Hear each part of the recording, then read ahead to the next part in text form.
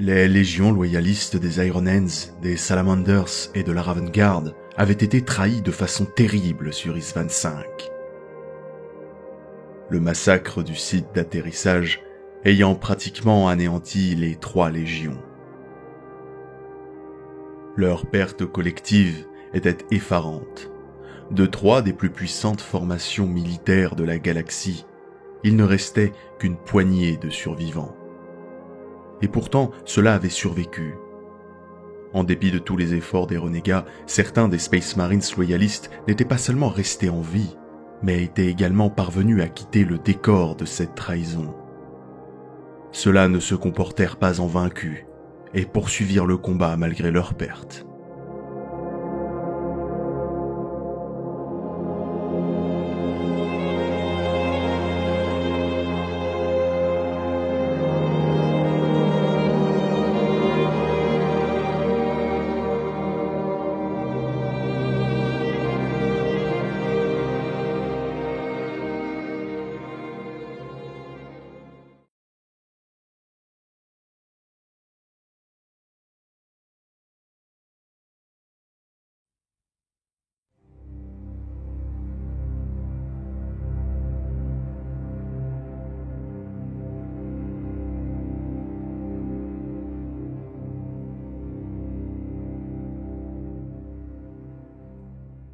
Corax, primarque de la Raven Guard, parvint à survivre au massacre et fut évacué en toute discrétion d'Isstvan V par l'un des vestiges de sa fidèle légion.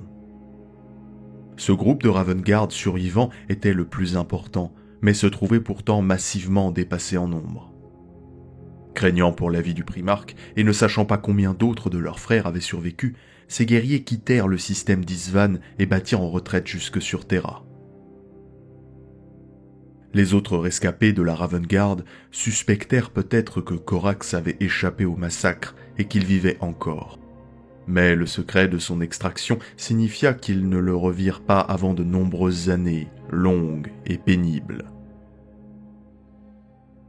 Ces autres Raven Guard se joignirent aux survivants des Iron Hands et des Salamanders et s'improvisèrent en armée de résistance, finissant par se faire connaître comme les Légions éclatées.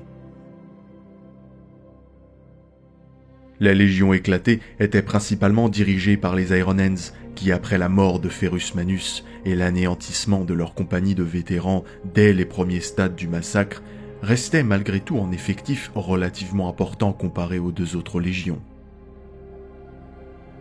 Les Iron Hands se montraient d'une résolution absolue dans le mépris qu'ils vouaient à Horus.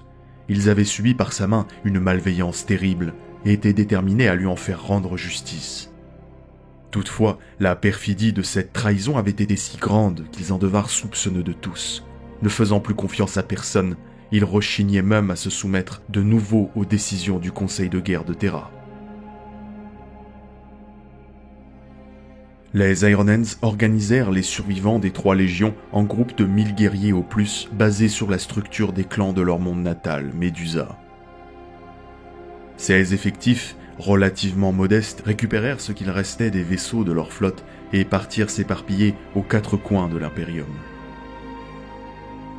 Depuis les profondeurs de l'espace interstellaire, ils s'en prendraient aux forces d'Horus, perturberaient ses lignes de communication et d'approvisionnement. Les contingents des légions éclatées étaient chacun placés sous les ordres d'un seul officier, et les diverses cellules n'interagissaient que rarement, toujours dans le secret le plus total. Aucun commandement central ne pouvait être ainsi menacé. De plus, leur taille modeste les rendait difficiles à traquer, ce qui prêtait donc aux légions éclatées l'avantage certain de la surprise et de la flexibilité. Leurs victoires contre Horus s'enchaînèrent et les batailles sanglantes qui étaient livrées prenaient des allures d'affaires personnelles. Ces actions forgèrent des liens de fraternité plus forts que ceux du sang au sein d'une légion, des liens qui allaient se maintenir au-delà de la durée de l'hérésie. Chaque guerrier des légions éclatées était guidé par la terrible tragédie dont ils avaient été tous victimes sur Isstvan V, et par un désir de justice pour tous leurs compagnons trahis et tombés sur les sables noirs de la dépression d'Urgal. Les Salamanders tout particulièrement pleuraient la perte de leur primarque, convaincus que leur légion ne serait bientôt plus qu'un souvenir, après avoir cherché sans succès l'endroit du dernier repos de Vulcan. Malgré tous ces troubles et ces épreuves, ils demeuraient pourtant humanistes et pleins de compassion, même face à des rapports de force accablants et aux horreurs innommables perpétrées par les êtres perfides à la solde d'Horus. Au lieu d'être abattus par le fait d'être passés si près de la mort, les légions éclatées étaient animées d'un besoin ardent de revanche. Leur morale indestructible et leur volonté indomptable faisaient d'elles une menace bien plus grande que leur effectif seul ne le suggérait. Alors que même les autres légions loyalistes auraient pu les considérer comme une force anéantie, il est possible qu'elles aient été responsables de bien plus de victoires sur les traîtres que quiconque puisse le deviner ou que les archives officielles n'en ont gardé trace. Personne ne peut dire combien des projets d'Horus ont été contrecarrés par leurs actions, de combien d'autres guerriers et de machines l'architraître aurait pu disposer si les survivants de Isvan n'avaient pas été aussi déterminés à harceler ceux qui les avaient trahis. Nés sur les sables maculés de sang de la dépression d'Urgal, les légions éclatées étaient la conséquence d'une trahison et d'un fratricide. Lors du massacre du site d'atterrissage d'Isvan V, 3 légions entières furent presque anéanties.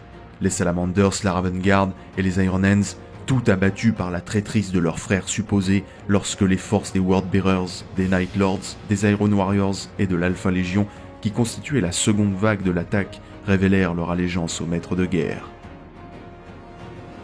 Des centaines de milliers de guerriers et des légionnaires Astartes engagés dans la première vague, peu échappèrent aux pièges meurtriers des traîtres. Et même alors des milliers d'autres furent abattus dans la poursuite brutale qui s'ensuivit et la bataille titanesque entre les flottes renégates et loyalistes dans le système d'Isvan.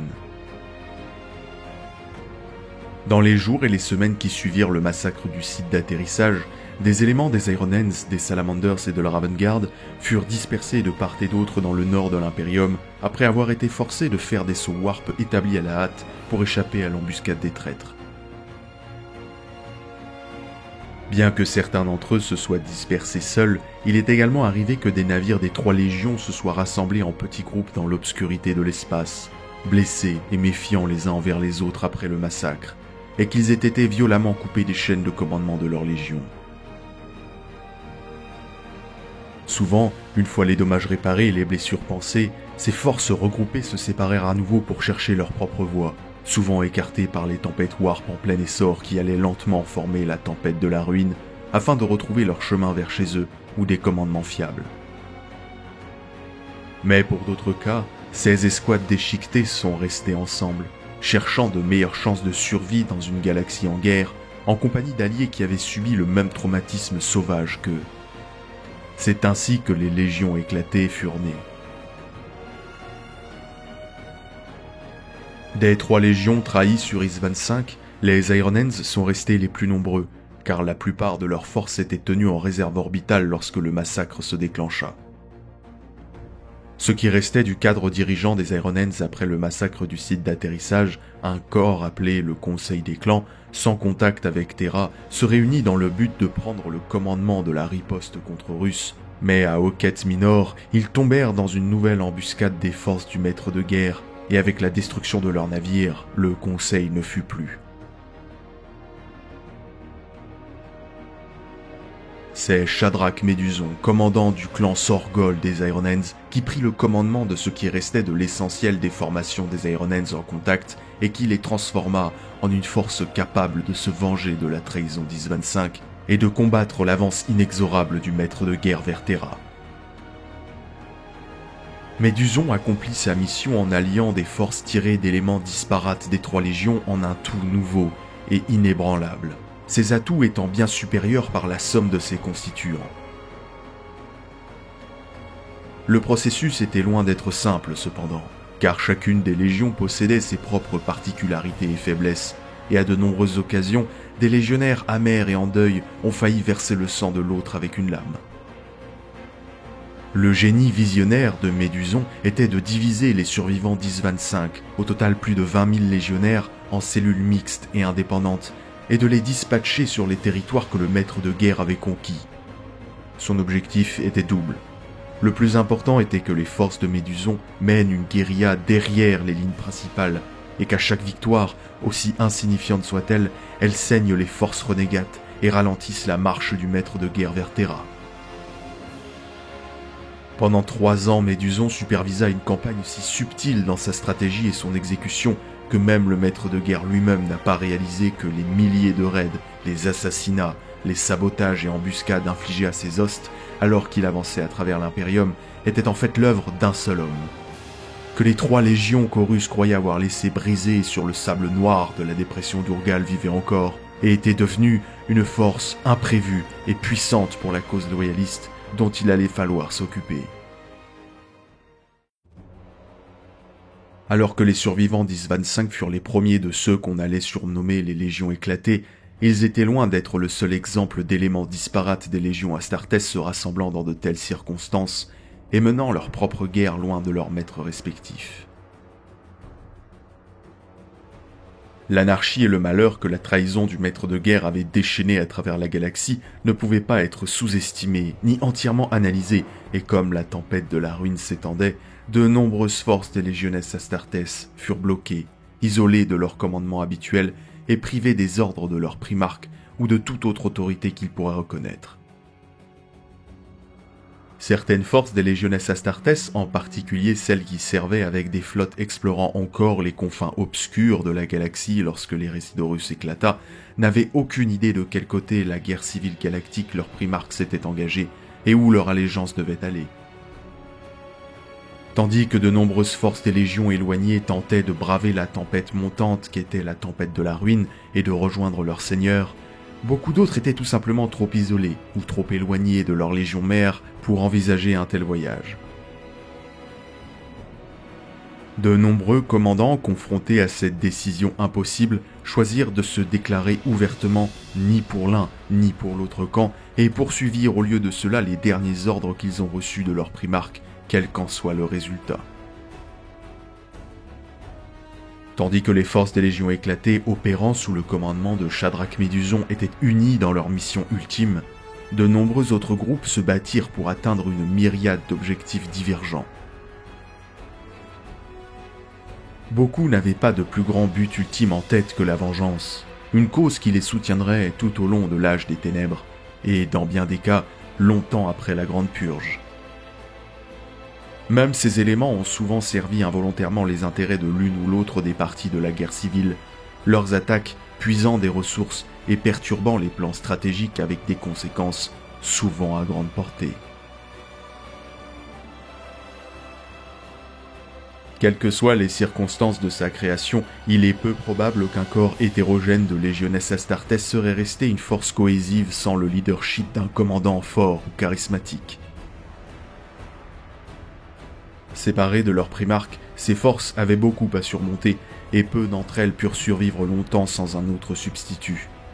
Méduson était loin d'être le seul officier des légionnes Astartes capable de rassembler des éléments de plusieurs légions différentes en une seule force efficace, et chacun avait sa propre façon de le faire.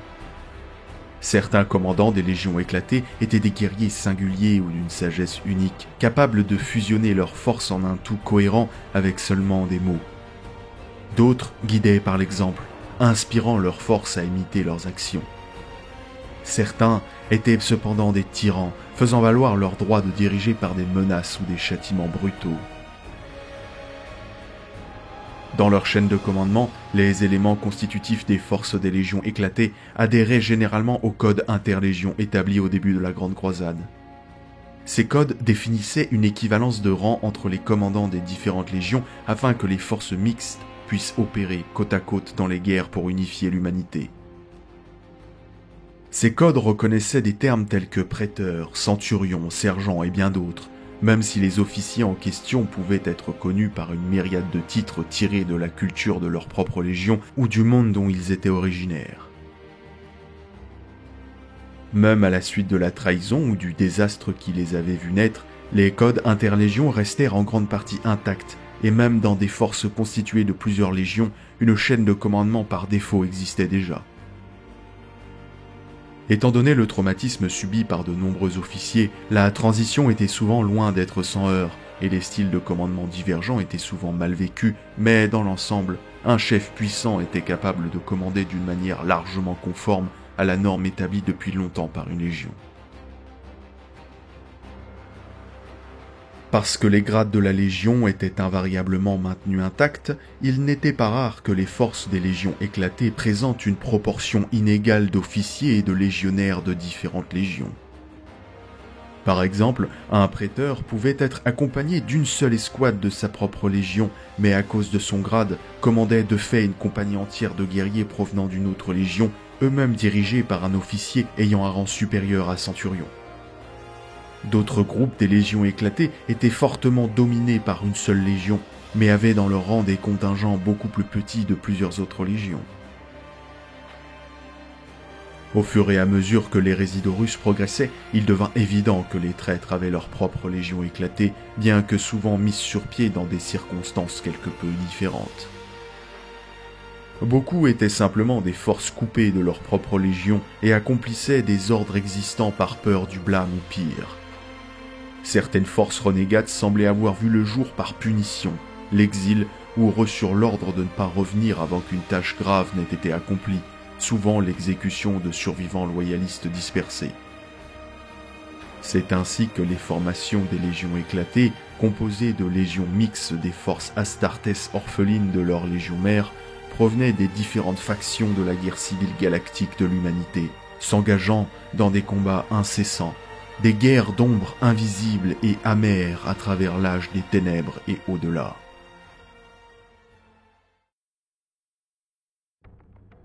Constitués à partir des restes des trahis, des orphelins et des vaincus, la plupart des groupes qui pouvaient être comptabilisés comme des légions éclatées étaient comparativement petits par rapport aux dizaines de milliers ou centaines de milliers de membres de leur légion d'origine. Néanmoins, la plupart d'entre eux comptaient plusieurs centaines de légionnaires astartès, et certains pouvaient même en avoir 2000, outre le fait que chaque légion éclatée représentait un mélange de plusieurs légions différentes, 3 généralement, il y avait peu ou pas de points communs dans l'organisation. Certains ont pu déployer les unités emblématiques pour lesquelles leur formation mère était bien connue, comme les immortels de Médusa des Ironens ou les pyroclastes des Salamanders, tandis que le destin et le malheur avaient dépouillé d'autres de toute trace de cet héritage. Une caractéristique commune à plusieurs des légions éclatées était la capacité de s'adapter aux circonstances, car sans une telle capacité, la plupart n'auraient pas survécu à la trahison qui les avait amenés à exister. Rares étaient les lignes de communication et d'approvisionnement des légions, et elles avaient au mieux un accès limité à des machines de guerre spécialisées et furent forcées de compter principalement sur les forces et les capacités post-humaines que le génie de l'empereur et ses arts génétiques avaient inculquées à chaque légionnaire. Les formations de bataille standard des légions étaient impossibles à appliquer, et les commandants utilisaient donc n'importe quel mélange d'escouades et de véhicules dont ils disposaient pour mener à bien la mission en cours. Ce simple fait fut un avantage contre les attaques que subissaient les légions éclatées, car il était largement impossible pour leurs ennemis de prédire quels moyens allaient être mis à contribution sur une cible potentielle. Au fil du temps, les légionnaires de légions souvent très différentes apprirent non seulement à apprécier les façons uniques de faire la guerre de leurs frères, mais à les intégrer dans leur propre doctrine tactique. Des forces de la taille d'une compagnie, composées d'escouades de plusieurs légions différentes, se déployaient et se battaient donc afin d'amplifier les forces des traditions de chaque légion.